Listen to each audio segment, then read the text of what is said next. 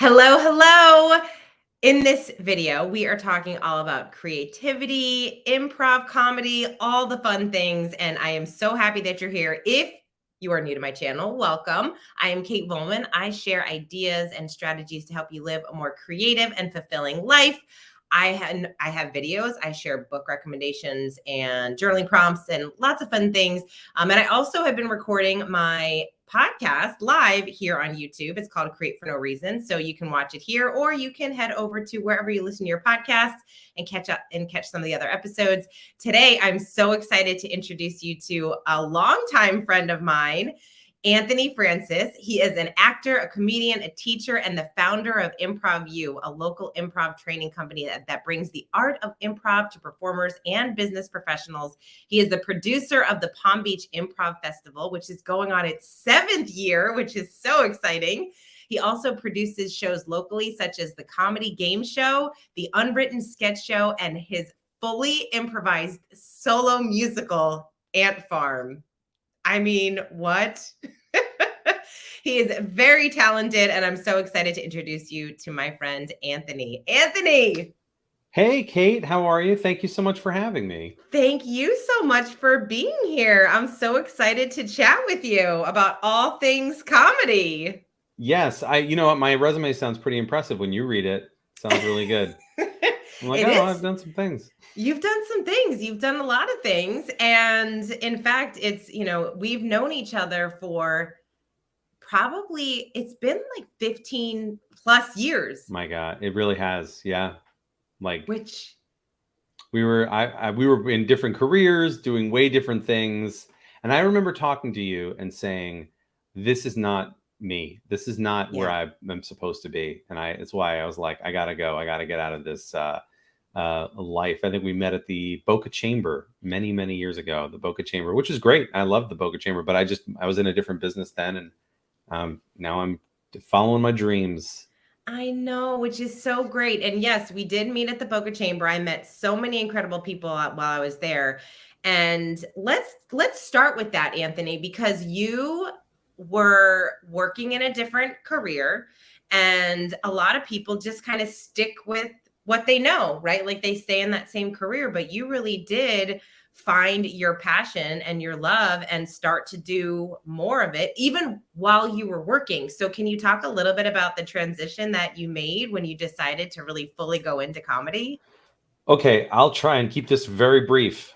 So I was just the Cliff Notes version. Cliff Notes. Where to begin? Yes, it was the summer.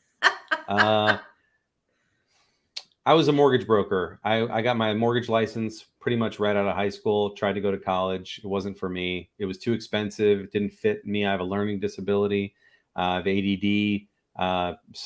Diagnosed with ADD, in the 80s. So when you're now, I guess it's just ADHD. But I had a lot of things going against me there. And my dad was like, well, get your mortgage license. And I was like, okay. So I went into that. I had some sales background from, jobs I had done in high school and things. So I went into doing that. And there was never a time that I actually really enjoyed it. I actually enjoyed meeting people. I enjoyed helping people get into homes. And I actually kind of enjoyed the math a little bit, although it just wasn't for me. I absolutely was not happy. And I didn't really know what happiness could be, so I was doing a job. I was in sales. I was super stressed out because I didn't like what I was selling necessarily. And I never sold anything I liked. Never in my life. I was always selling insurance, or I was selling loans, interest rates. I was selling credit cards for MBNA. If you remember them back in the day, I worked for MBNA. Oh yeah. Yeah. Oh yeah. It's the ADT building now. If anyone's on your motto and you see the ADT, it used to be MBNA anyway, so credit cards. So anyway, a lot of cold calling, things like that. And I was like, sales is the worst. I hate sales. I hate sales. I thought I wasn't good at sales. But my numbers looking back were always pretty good. I wasn't like a bad salesperson. I closed things. But anyway, I hit like a weird kind of spot. So when I was, I wanted to be an actor, but I was afraid to say that. I was really afraid, terrified to say that. So I left the mortgage business, and with the money that I had saved up, I went to basically get my certification in communications to do radio and TV broadcasting. So I went and did that. And when I popped out of there, I was a video producer. I was editing a lot of things. I worked for Channel 12 News for a while. I was just put into this career, and I did it for 15 years. I did private parties and events. I shot video, did voiceover work. I did all this stuff behind the camera, near the camera, but I never was in front of the camera. And that was because I was just terrified of it. I was afraid. And I also thought, who am I to get in front of the camera? I have no business being an actor, which is foolish. And, you know, if you're thinking that of yourself, don't think that. We'll get into all that stuff. Yeah. We'll get into it. So how long have I been talking now? 45 minutes? So long story short, I went to, I took an acting class, and that just blew my mind. It was just wonderful. And then I took an improv class, and that really blew my mind. And I'll never forget my first improv class and the just explosion I had in my brain about this thing that I was meant to do. And the people that also do improv are my people. And I went almost my whole life. I was 28 before I really stepped into improv.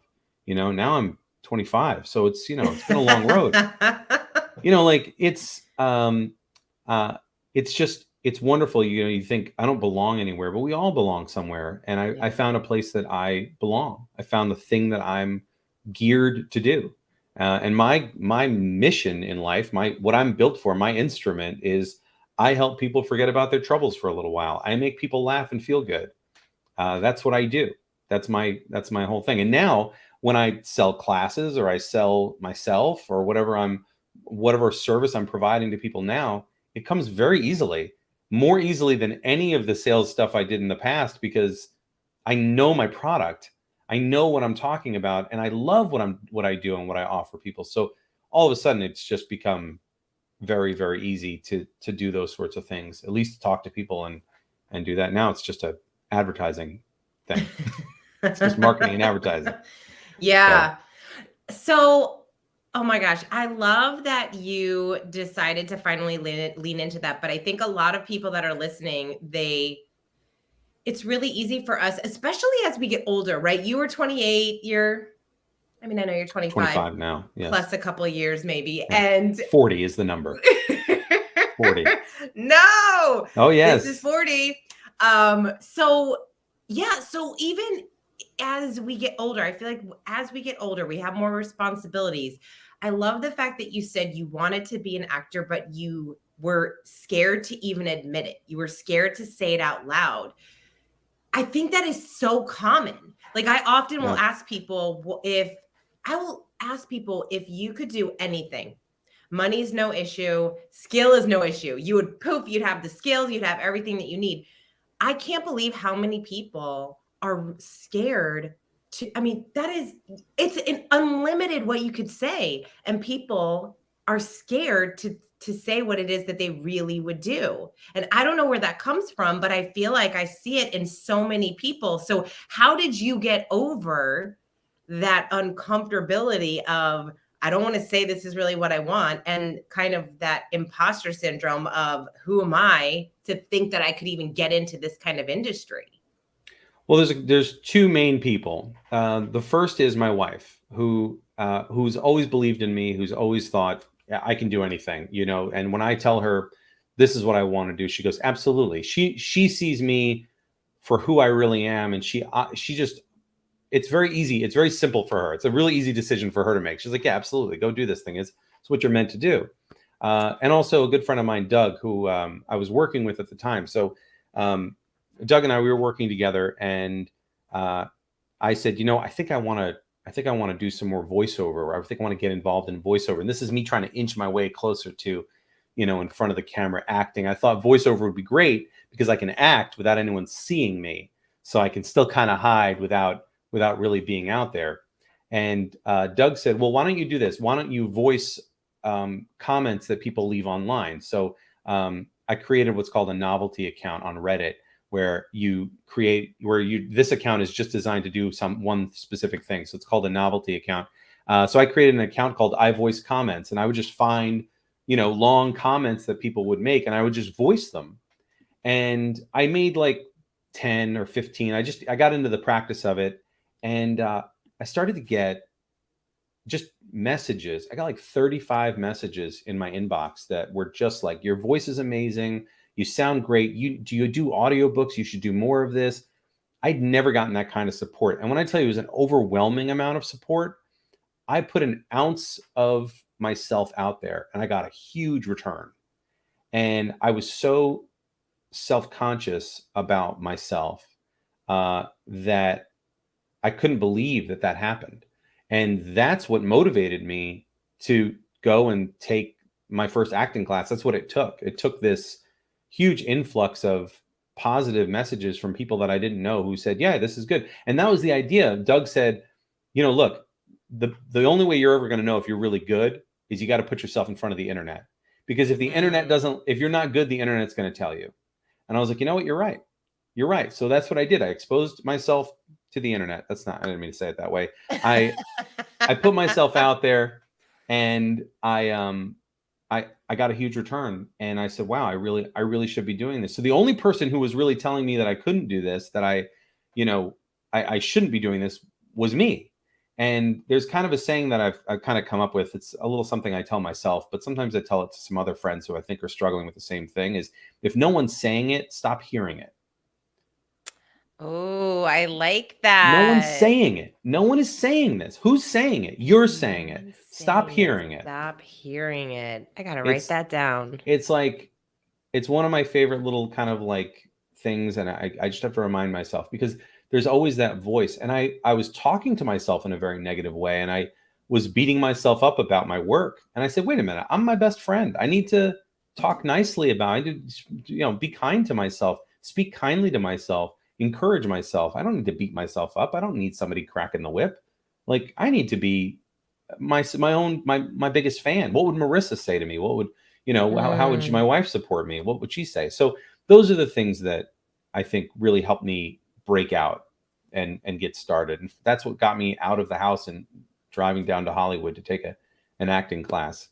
Oh my gosh. With Michael Joya, which I'll never forget. It was like one of the best. And the people from that class, I even haven't seen them since, but like one of the guys just had a birthday on Facebook. I was like, happy birthday, my acting friend. Like, these people are family to me. We went through some stuff. So yeah. It's so interesting because we all can be the best cheerleader for someone else. And when it comes to being our own cheerleader, like we would never talk to our friends the way that we talk to ourselves, especially when we're talking about those, whatever it is that you really want to pursue in your life, especially when it's outside of your comfort zone or outside of like where you already are. It's like you were on this path, this very professional path, and you could have kept going and done that. But man, like, it would eat you up inside because there's this other thing that you really wanted to work at.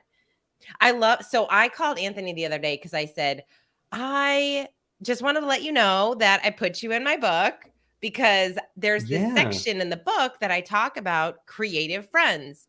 We need supportive friends and we need creative friends. And we have, most of the time, your creative friends are also supportive friends, but your creative friends are those people that are actually pursuing their creativity. They're pursuing whatever activities that really light them up and bring them joy. Anthony does this for a living, which is amazing. But for other people, you don't have to do comedy for a living to go try a stand-up class, to go decide that you want to sign up for an open mic night and do stand-up comedy. Like, you don't have to make everything that you enjoy your full-time job. Now, again, this is what Anthony does, but what are your thoughts just around like this industry of comedy? I'm so fascinated. I mean, improv is different than stand-up, but I'm just fascinated by the whole comedic world and everything about it. The comedy industry. Oh, where to begin? Well, I mean, look, I'm a local guy. I would say that I earn a living by teaching.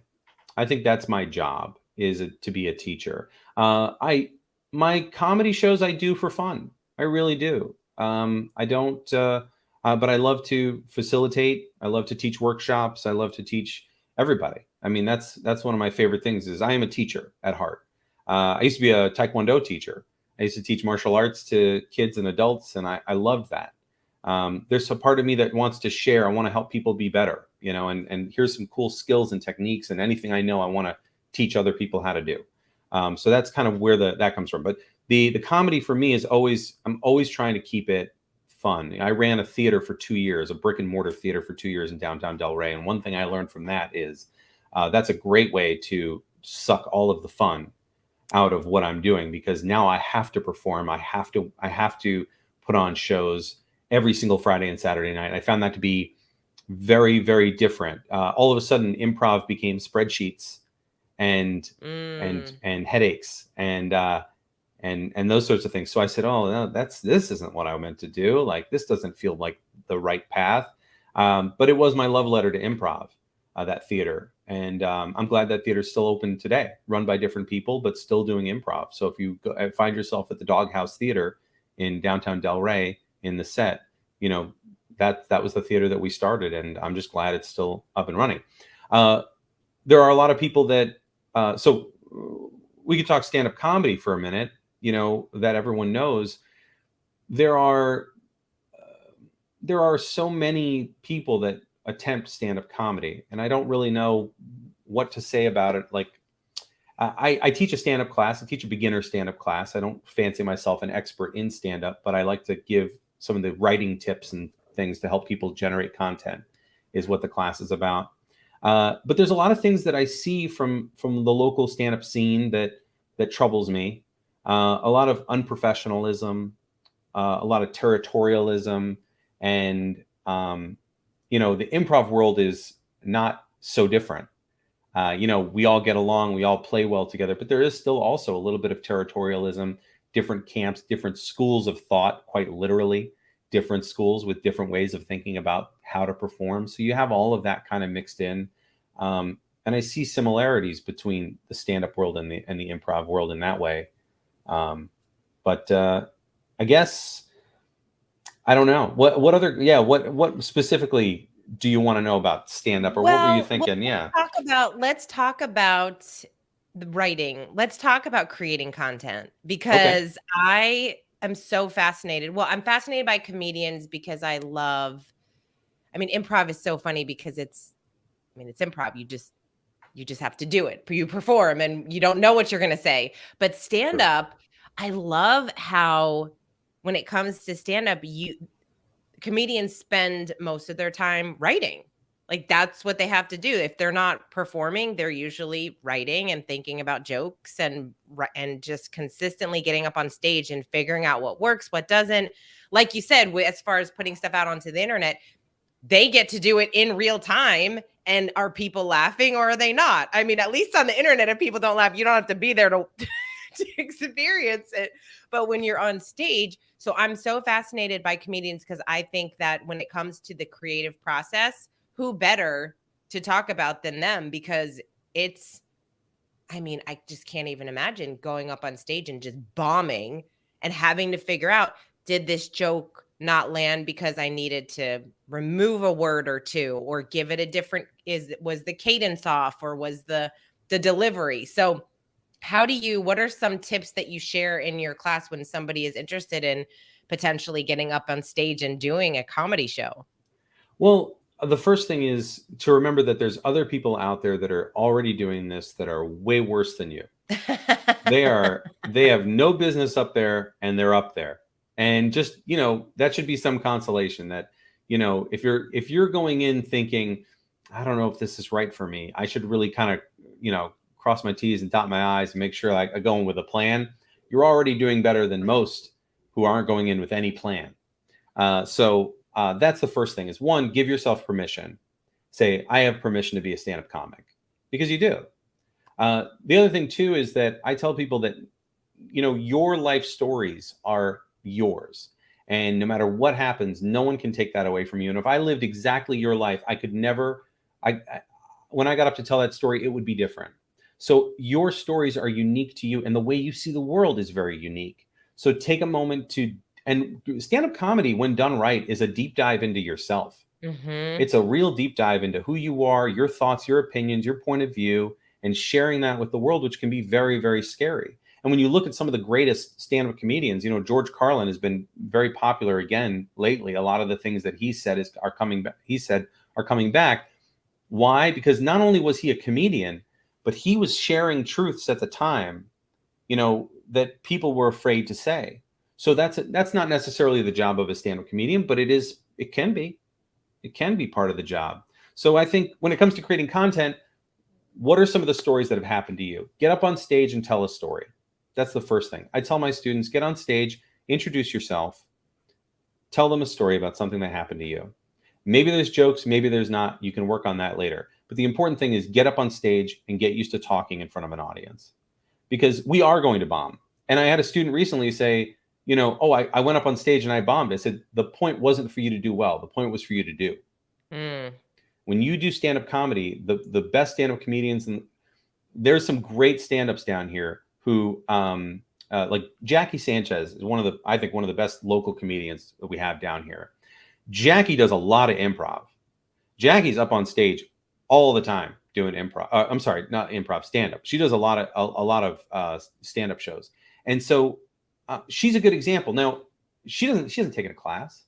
She just started. She wrote jokes. She got on stage. I'm sure some of them didn't work. She had to do more. And there's a lot of comedians out there that do it that way. They just get on stage and they just share their thoughts because they want to make people laugh or whatever it is. And they bomb and they bomb and they bomb. And then 2-3 years of that, they start getting real good. They start to know that environment and they start to be able to thrive in that environment. They learn what works and what doesn't in a very real way. And there's nothing I can do as a teacher that can prepare you for that. You got to go do it. Part of my stand-up class is you have to go to a drop-in or an open mic.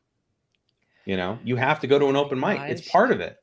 Yeah. And I give you, we talk about it. I don't tell people what's funny, what's not funny. That's not my job.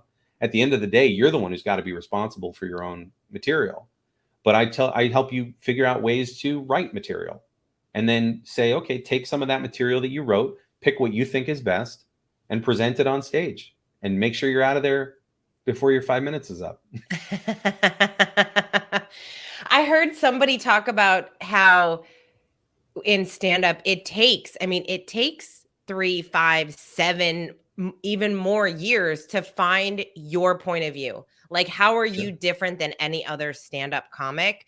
And it takes time. And I think a lot about that with the writing process, because it's the same thing, right? The point isn't to create anything amazing. The point is to show up and write and just get something out on the page. And only by getting it out on the page can you then discover what could be brilliant, what could be the book, what could be the article, whatever it is. But it's challenging for people to do that because we want to skip the process. We want to be on stage with, we want the Netflix special before going to hundreds and hundreds of comedy clubs delivering the jokes that don't work. But only by doing that can you actually get good. Let's talk about your content, because you create a lot of content. You've been creating tons of videos. Do you have what is your writing process? Do you write everything out? Do you sometimes just get out your phone and just record something? Like, what does your process look like when you're creating videos?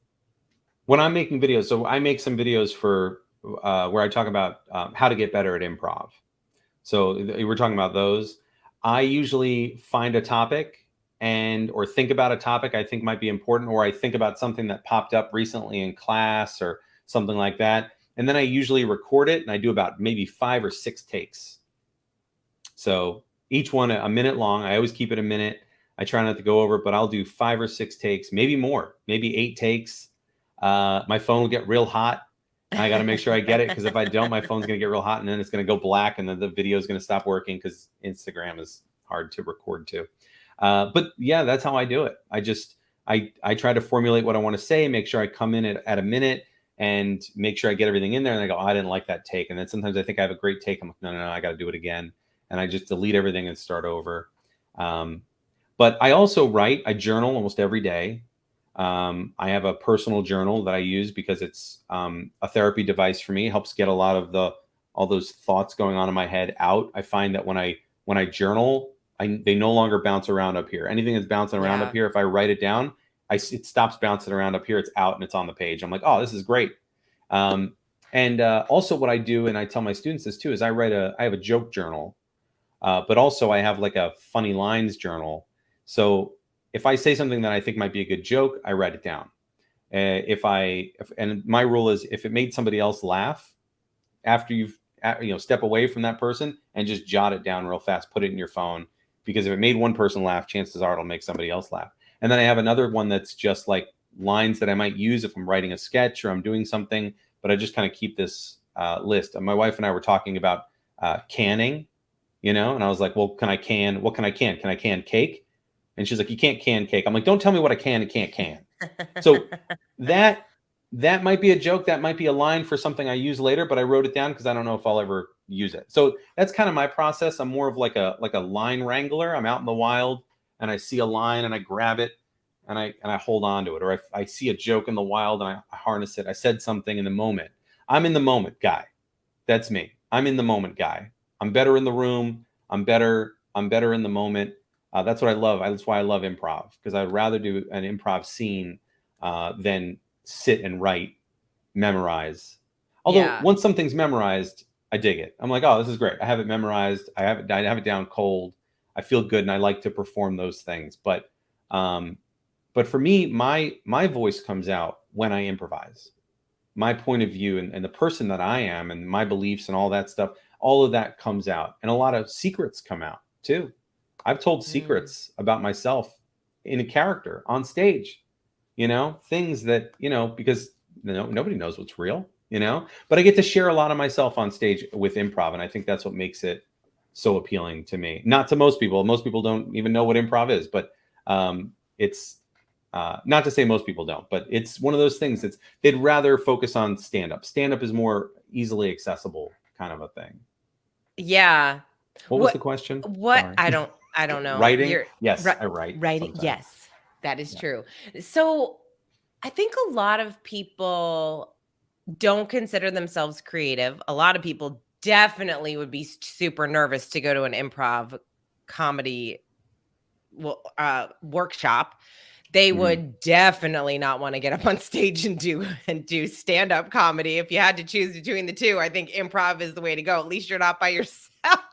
Yeah. But what is your kind of recommendation for people, or why do you feel like improv is good for people? Like, what can people get out of improv especially if they're not, they don't want to, this is not what they want to do for a living, and they're not interested in even getting on stage at any time. But why would somebody come do one of your workshops just to kind of explore their creativity and put themselves in an uncomfortable situation?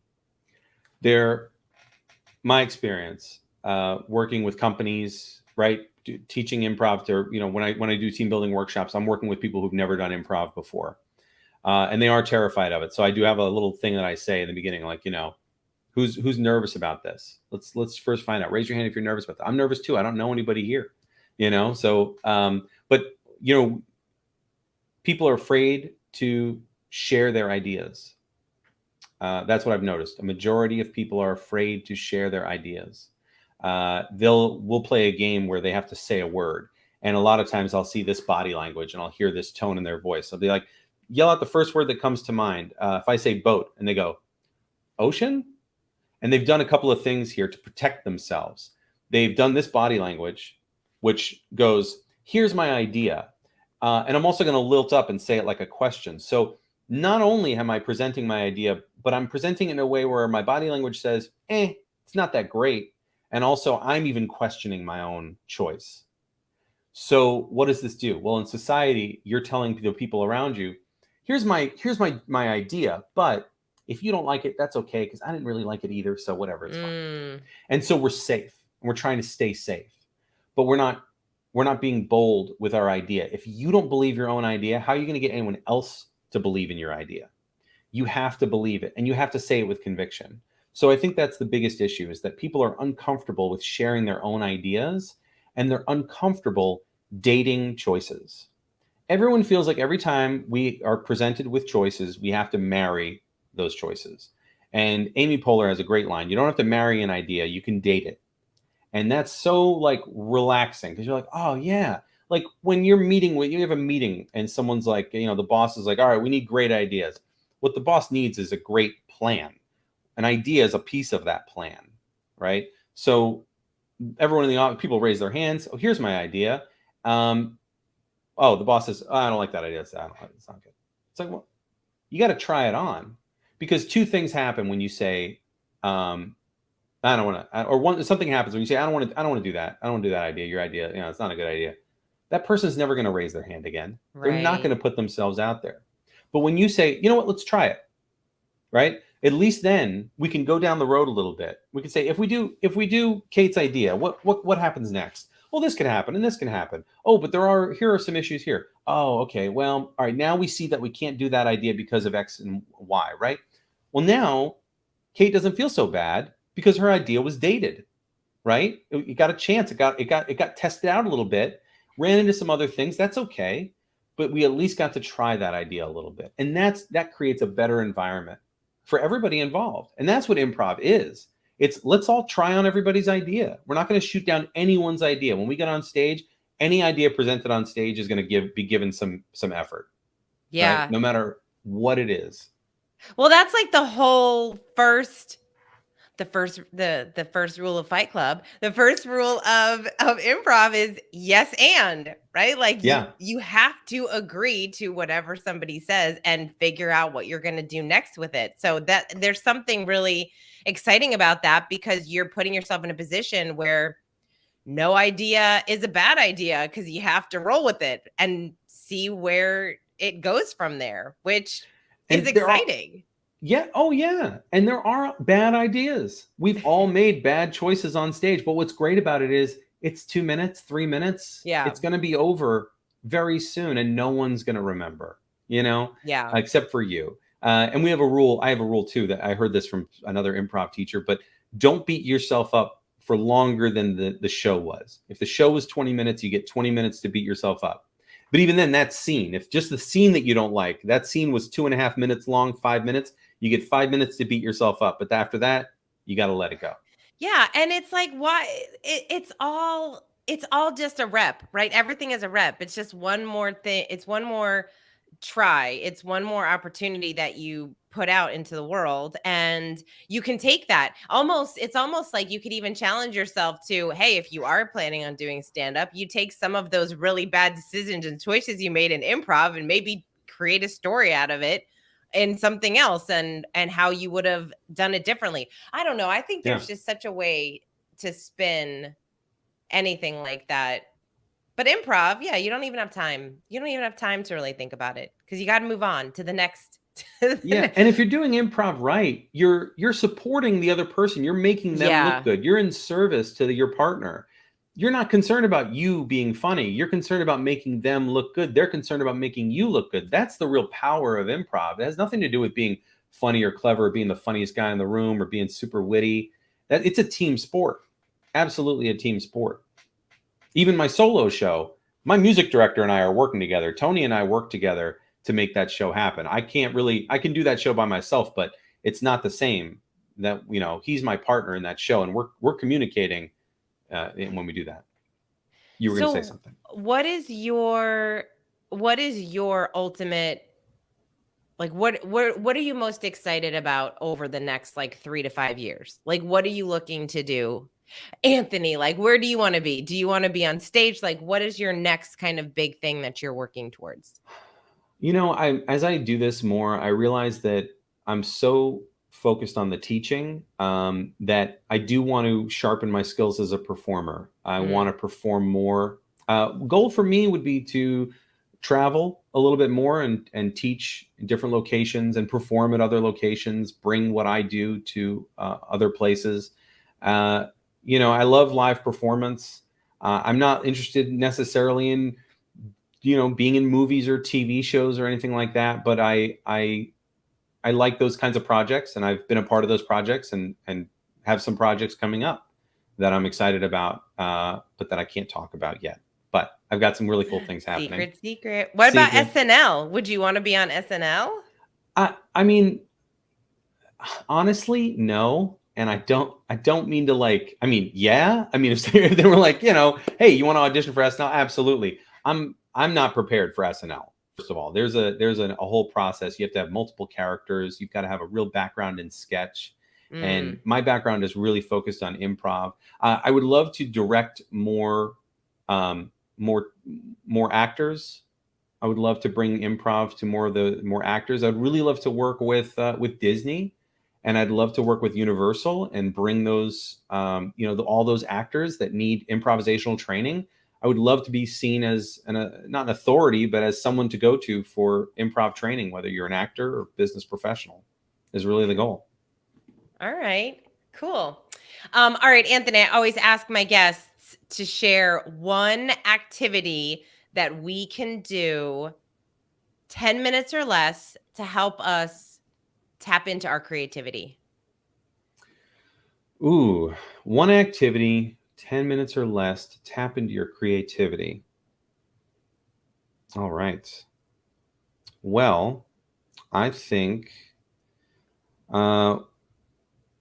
what I would do is one of the things that I do. It's maybe not a big activity, but I always before I go out on stage or something like that, I'll just tap my body.